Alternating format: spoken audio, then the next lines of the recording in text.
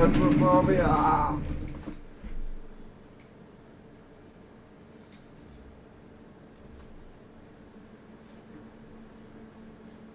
You guys already know what time it is. In this video, we're going to be doing a summary on the third and final full story in Tales from the Pizzaplex Book 3. This story is called Clitrophobia. I think I'm pronouncing that right, but if I'm not, I don't really care. Clitrophobia, I don't know. I'll just say Clitrophobia. This is the story I've heard the least about. All I know about it is that Ballora is in it, but besides that, I know literally nothing. So without further ado, let's start talking about Clitrophobia.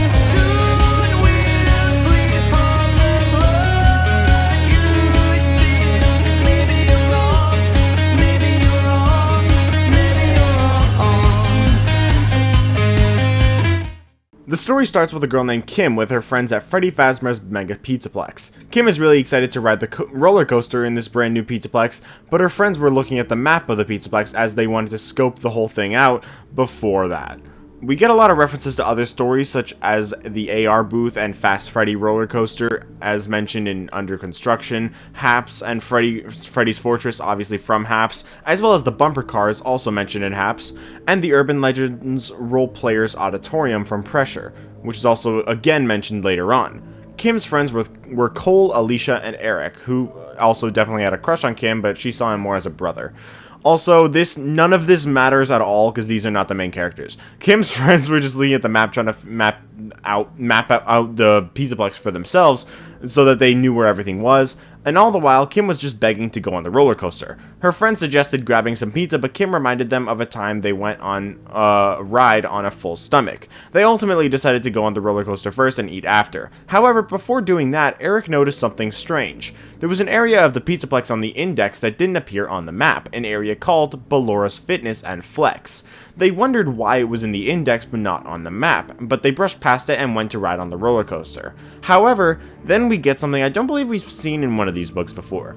5 months earlier, our main character Grady is checking attractions off of his to-do list, thinking about how much he thinks artificial intelligence is stupid and robots shouldn't be able to have too much control.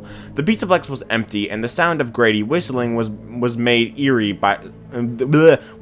eerie sound by the emptiness. When Grady had first applied to be a technician for Fazbear Entertainment, he was hoping to be a technician that remained behind the computer for the most part rather than having to do hands-on work. He always had to ensure everything, all the rides, games, and entertainment venues were in proper working order. Suddenly, one of the other Pizzaplex technicians named Ronan shows up behind Grady, accidentally startling him. Ronan was told by a guy named Tate that there wasn't enough time in their shifts to run a full safety check, so they should just come back tomorrow morning and run the rest of the safety checks. Ronan the Accuser also says that he hates to agree with Tate on anything, but he's right in this case. Wait a sec, why does that sound familiar? In the third story of the third Fazbear Frights book, we got our first appearance of Andrew, who is the vengeful spirit in the Fazbear Frights universe, and depending on what you believe may be in the games, although I disagree with that, I don't think he is in the games, but it's not really important. The point is, we first see Andrew in the third story of the third Fazbear Frights book. This here, Clitrophobia, is the third story of the third Tales from the Pizzaplex book, and it has a character named Tate, who Ronan the Accuser hates to agree with. You guys know what this means, right? Andrew Tate is canon to FNaF. Anyway, Grady told Ronan that he had planned to do a day of gaming with his friends tomorrow since it was a Saturday, and he didn't want to come do his final rounds then. Footsteps started walking towards them, and Grady looked up to see Tate, who was questioning why they were taking so long.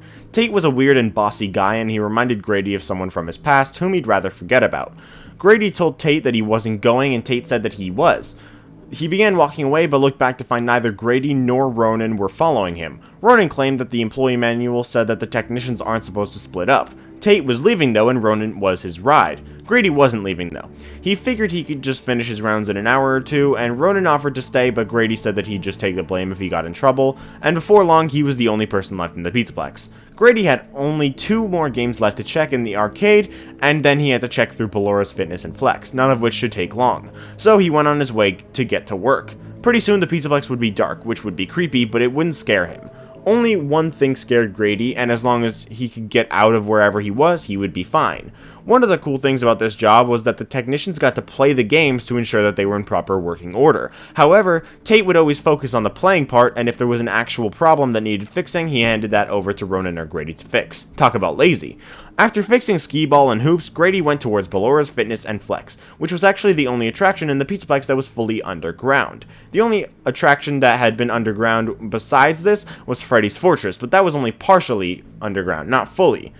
Grady had heard about how the HAPS animatronic would be the one to ensure health and safety and the pipes remained as good as possible, but Grady didn't want to be the one to test out the HAPS animatronic because he didn't want to leave his potential life in the hands of newly built robots. However, he realized that at Ballora's Fitness and Flex, that's exactly what he would be doing.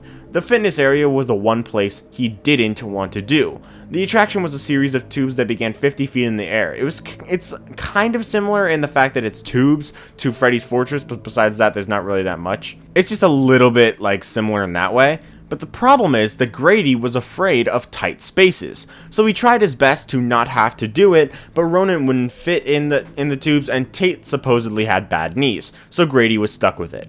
Walking into Ballora's, Grady tried to ignore the fact that he was shaking. He pulled out a candy bar and ate it, which instantly relieved him of at least some of the fear, but he was still scared. He thought about how everything his life had become by his now 27-year-old self had been built surrounding his experiences as a kid. Just a 6-hour experience, which was so tiny compared to the rest of his life, had defined his biggest fear. When he was younger, his parents were usually off doing dancing and stuff, so Grady was left with a lot of babysitters. One sitter was named Francis. One day when Grady was 5 and Francis was watching him, a tall dude with long blonde hair showed up to the door. A dude that kinda looked like Tate too, which is why Tate reminds him of that dude.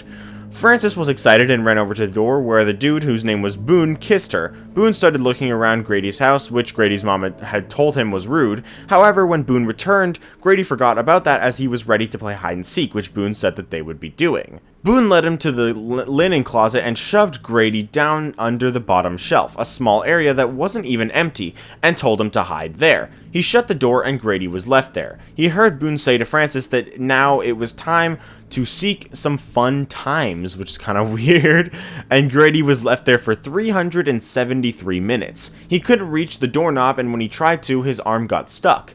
He was screaming, but to no avail.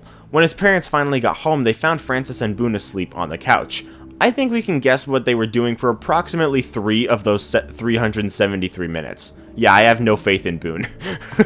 Comment if you understood that joke. Anyway, his parents had pressed charges on Boone and Francis, and Grady was allowed from then on to eat whatever junk food he wanted, and he also went to therapy. He hadn't let himself think about the experience in a long time, but thinking about it now, he considered only saying that he tested out the tubes, but he knew he couldn't do that, he had to actually do it. The tubes themselves wouldn't need fixing, but to see if Ballora would, he had to go through the tubes. So Grady headed up the ladder, hurting his knees in the process, silently cursing Tate and his supposed bad knees, but after making it to the platform, he started thinking that it was only 50 feet and it wouldn't take too long. However, he realized that the tubes were really twisty and it would take at least 3 or 4 times longer to get down than it would have if it was just a straight shot down. Just as he was about to begrudgingly enter the tubes, Ballora popped out from a hole in the platform. This version of Ballora had just been her upper body attached to a mechanism that moved her throughout the attraction. He thought she was pretty in a robotic way, but this version of Ballora also has her eyes open, which is interesting as she usually doesn't. Ballora encouraged Grady to slide on into the tubes, but she spoke in a tune, like a song voice, which Grady didn't like and thought it sounded too sinister. Ballora told him that she was here to ensure he didn't get stuck. That was Grady's biggest fear, getting stuck. He didn't want to put all his faith in Ballora, but this was her job, so the only way to test her out was to go down into the tubes. He slid down to an area where he had to begin crawling. It was difficult to make his way through the tubes. He was contorting his body into positions that he didn't normally have it in, and he didn't enjoy it. As he went, he began sweating more and more, which helped him slip through the pipes faster. Some time passes as he goes down through the pipes, and he didn't know how long it took, but he made it to a checkpoint. However, this was only 1/3 of the way down, and the pipes from here on out were even more narrow. His sweat still helped him get through, but it was much more difficult. At a certain turn, Grady wasn't able to get through, and the thing he feared the most happened. He got stuck. He tried pulling himself, but his hands were too sweaty to grip the sides of the tube. He began to scream, but no one was there to hear him. Then he remembered Ballora and yelled for her to come help him. She appeared further down the pipe from him and encouraged him, saying that he can do it. He asks for her help, and she helps him, still speaking in her tune. Grady told her to stop singing. As she helped him, she also hurt him. Her hands were crushing his. As she pulled him along, pain shot through his shoulders. When Grady claimed that it hurt, Ballora just ignored him. There were many more twists and turns, but Ballora had no problem moving through them or bringing Grady with her. However, it was hurting Grady all the while. They made it to checkpoint 2 and Ballora instantly disappeared. Grady didn't think there was any way he could do that again, and so he decided that he had to wait until morning when Tate and Ronan would find that he hadn't filed his report and would check on where he was supposed to be, and they'd get him out. The problem was, if that happened, he'd end up being the laughingstock of the company, remembering something similar that had happened to an engineer named Hank.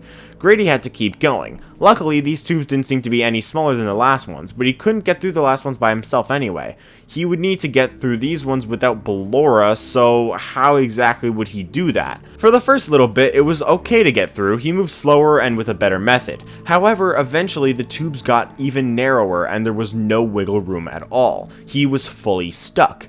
Given how Ballora was earlier, he didn't call her. He supposed he had to stay here until morning. However, Ballora didn't detect him moving, so she called for him, asking if he needed help. He continuously said no, but she came to help him anyway. She began pulling him along, and while it was painful, Grady was glad he was no longer stuck. However, this relief didn't last long, and soon enough, Grady's left shoulder dislocated. Ballora's fingers had literally crushed Grady's. She grabbed onto his forearms now as his hands weren't functional, his wrists broken and his hands dangling from his arms. His forearm joints then disconnected from his elbow joints, and the entire time, Grady was screaming, but no one was there to hear him, and Ballora didn't care that she was hurting him. She just kept pulling. Ballora started pulling from his upper arms, which promptly broke. His ribs gave way, his hips gave way, and Grady just prayed he would pass out from the pain soon enough. However, because he was basically upside down in the tubes, his blood was mostly up in his head, so he wouldn't have the luxury of passing out. Are you trying to stall me? Like, what the frick? Just eating a cucumber. Can I have some? No. Apparently not. It's all gone. Just talking to my fans. You have no fans. However, because he was basically upside down, his blood was mostly up in his head, so he wouldn't have the luxury of passing out. Ballora repositioned her grip again, impaling his left eye.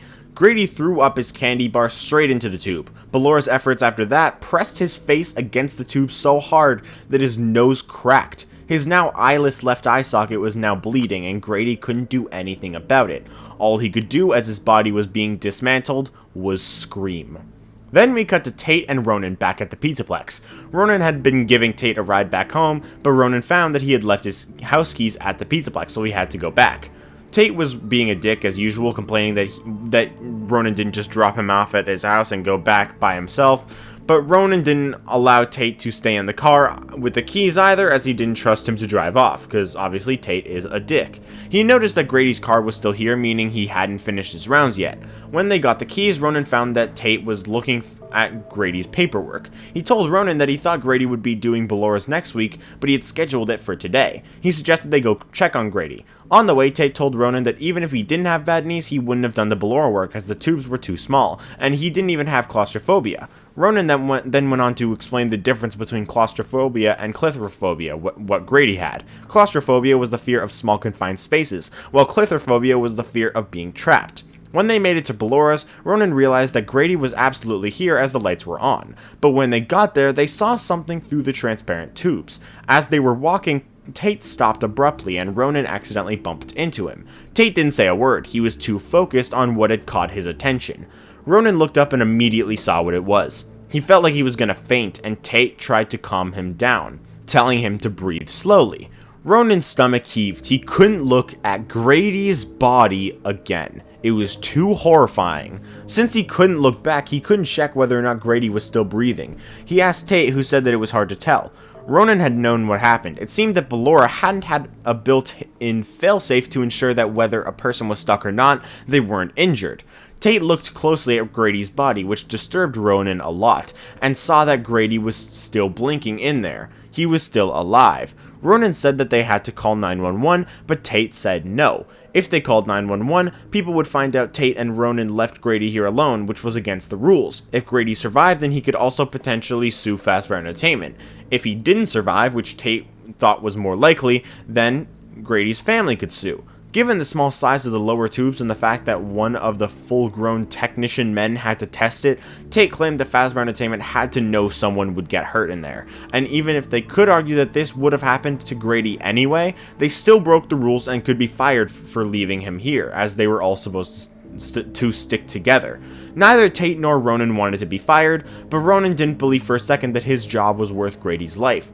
Tate told Ronan that if they tried to help Grady, it wouldn't end well for Grady or them, but if they left him, Grady would die. Yeah, but he probably would anyway, and leaving him would mean that they keep their jobs. So, they walk away. However, we cut back to Grady's perspective with his one remaining functional eye, and he sees Ronan and Tate walking away, leaving him there. He understood why they left, he'd overheard most of the conversation. He knew why they would leave, as they didn't want to lose their jobs, and he got that, but he just wished that they would have stayed there a little longer. He was still in excruciating pain. His spine and most of the bones in his body had been broken, but his nerves still functioned, and he could feel every ounce of pain. He knew he was gonna die, and although Ballora is the one who straight up killed him, Grady was happy that he wasn't dying alone. One last time, Ballora said that Grady was stuck and that she could help him, and that is where the story ends.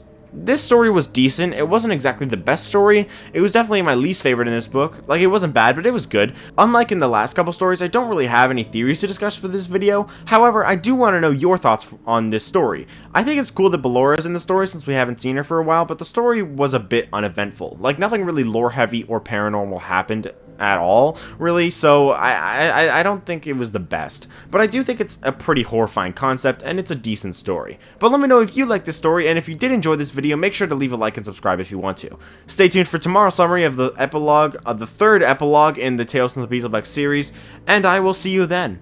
Bye, guys!